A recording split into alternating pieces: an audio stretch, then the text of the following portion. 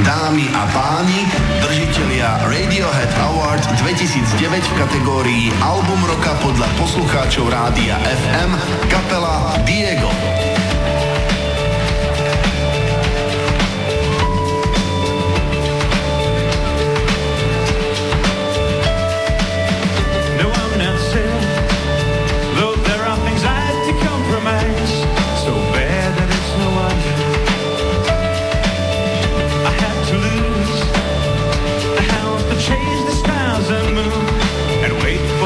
Find it.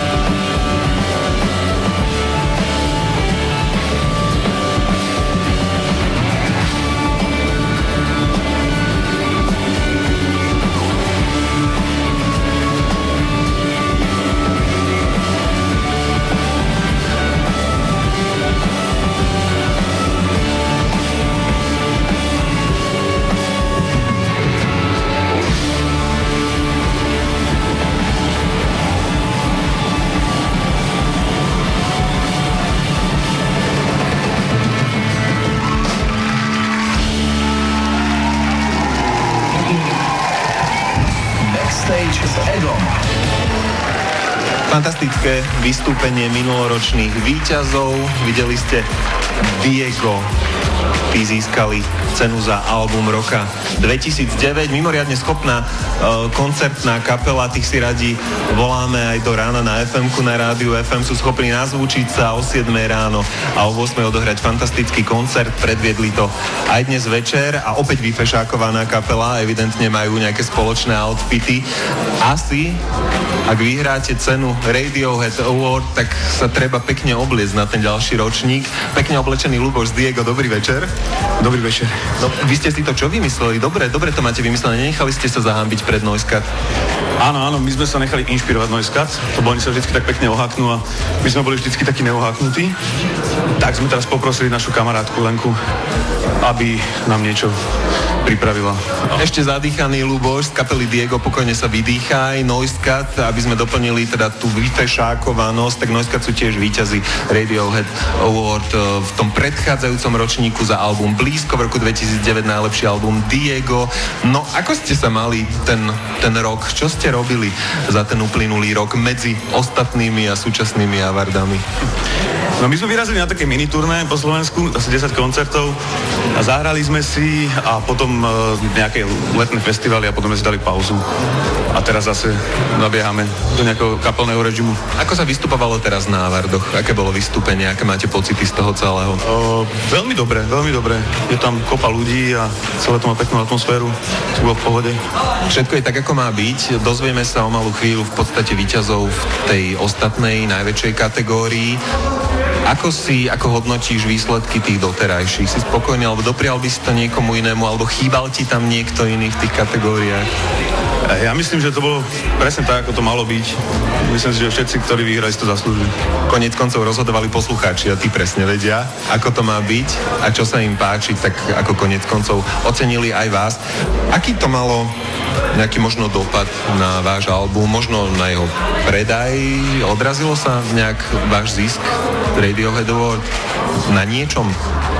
Tak trošku optimizmu, vieš, aby sme dali dobrý odkaz tým kapelám, ktoré si dnes odnášajú ceny. Prísľub víťazom, rozumiem. Je to hlavne hrozne dobrý pocit. To je hrozne dobrý pocit z toho, že človek robí niečo, čo sa ľuďom naozaj páči. A je to taký veľký impuls do nejakého ďalšieho hrania. Takže toto je tá vec, ktorá podľa mňa čaká víťazov, na ktorú si určite užijú. To ostatné, samozrejme, je tam nejaká zvýšená pozornosť. Samozrejme, tá naša alternatívna scéna má taký dopad, aký má, ale myslím si, že je samozrejme veľmi dobré dostať takúto cenu. Komu by si doprial túto cenu v kategórii album roka 2010 nominovaných? Poznáš, ty budeš aj odovzdávať cenu? Ja? Nie, nebudeš odovzdávať. V tejto kategórii nie, v tejto to bude špeciálne. Komu by si to doprial? Všetkým. Ja myslím, že všetky tie nominované albumy sú naozaj výborné a to už, koho si ľudia vybrali, tak ja som sám zvedavý. Sme zvedaví aj my, dozvieme sa to už o malú chvíľu. V podstate my už sme tu tak uvoľnení v zákulisí. Večer sa pomaly končí, pre zákulisie určite. Toto bol posledný vstup práve s minuloročným víťazom. Ja sa veľmi teším, že si prijal pozvanie a že sa tu objavil a že si zahral hlavne pre nás všetkých fantastických s kapelou Diego. Ja pozdravujem, my vlastne sa môžeme aj postaviť, môžeme sa presunúť do sály, aby sme si to užili v sále a pozreli sa aj my, ako to vyzerá, ako to dopadne. Ja za zákulisie želám pekný večer, ďakujem, že ste tu boli a hlavne sa teším, aj som mal trochu trému, lebo všetky kapely, ktoré tu boli so mnou, tak som v podstate ich fanúšik, som rád, že tu boli. Pekný večer.